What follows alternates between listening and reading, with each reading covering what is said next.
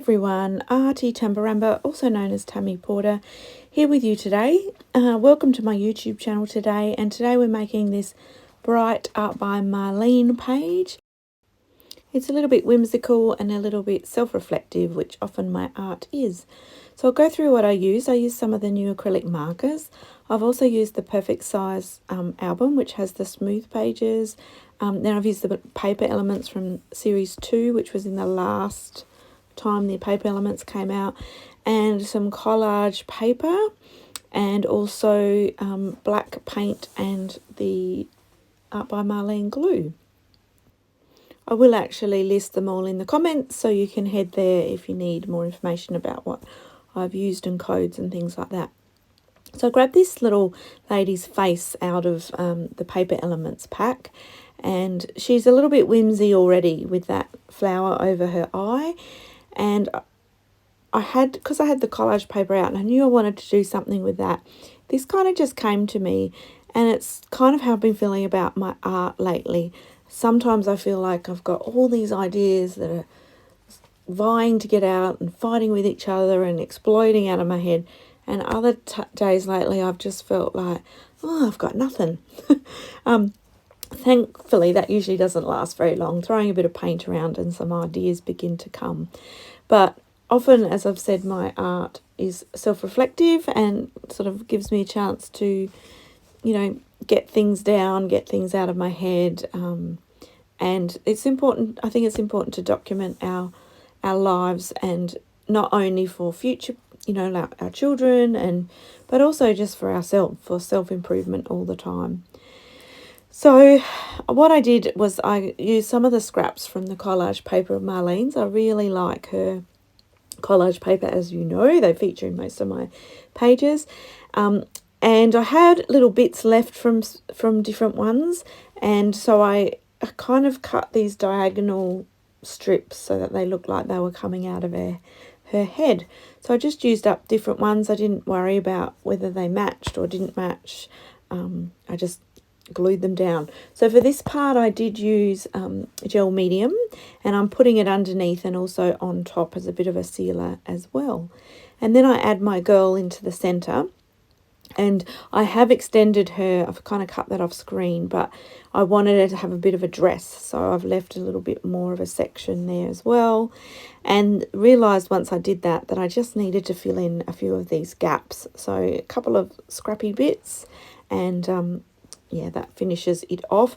I do come in soon with some paint, and you'll see that it pulls it all together. So don't be too fussy, because some of this does get covered up. So this is the part where I come in. I began with the black acrylic marker just to draw my line, because by drawing that line, it made the diagonal pieces of paper work. I don't know if I'm explaining this very well. I'm sorry. Anyway, so I am now coming in with the black paint and filling in that background around her. And that is where I will put my quote or my thoughts, or, you know, using a white pen. So I kind of knew that I wanted to do that.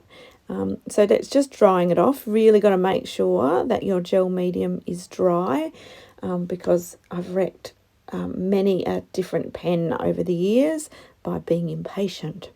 So then I flipped it over and trimmed off the bit of, you know, strips of paper that were hanging off of the edge, and turned it back, and then just drew a line with the black marker between each of those strips. And it's starting to come together at this point, and I decide to add a few more bits. So I wanted to deepen up her hair a little bit, so I used a couple of markers to do that, but I do play around with that a bit more as I go along. Also, this video I made a little while ago. I have been waiting for the new release, which is amazing. As I live in Australia, it often gets to me a few weeks after the other girls on the, you know, Art by Marlene Dream Team. So I get very jealous watching them all open their boxes and start playing. And so I often work 3 or 4 weeks ahead generally, so that, because I work 2 jobs, and I just have to be a bit mindful that, you know, some weekends I don't have time to create, so I need to schedule ahead. So this is basically one that I made while I was waiting for the new products to come in. So even though it was made a while ago, I've scheduled it later than some of the others. So when the new products did arrive, I sort of played with them and scheduled them ahead of this one. So I hope that makes sense. So this is kind of an older video, even though it's newer to you. So while I've been babbling on, I have been doing my journaling onto my page just using a white pen. And what I have written is sometimes the ideas exploded out of her head and other times she had to hunt them down. And that's so true for, I think, all artists and anyone that's in a creative kind of job. It really is an ebb and flow, and I find in moments where I'm struggling a bit with some inspiration, that's when I get out, go for big walks, you know, go just immerse myself in life and colours that are out there, like perhaps head down to a market or something like that, and sure enough, soon enough, inspiration will hit me. Of course, there's wonderful artists all over the place that, you know, always get inspiration from as well. So what I also did was on the black mark lines I'd drawn in between each of the segments, I decided to thicken them up and add a little bit of, I guess, mark making. So I did some stripes and some dots, and I just kind of alternated between these. So you might see on the left hand side that I kind of didn't wait for it to dry properly, and I ended up ripping the paper, and there's often things like that happen. So I do come up with a way to cover that up. I think this is the part where I kind of stuff it up. But that's okay. Everything is fixable, and you'll see what I do in a minute. But I also, I feel like I'm saying a lot, sorry. I have come down and added a couple of stripes to her dress, and I will fill that in with a bit more doodling before I finish up as well.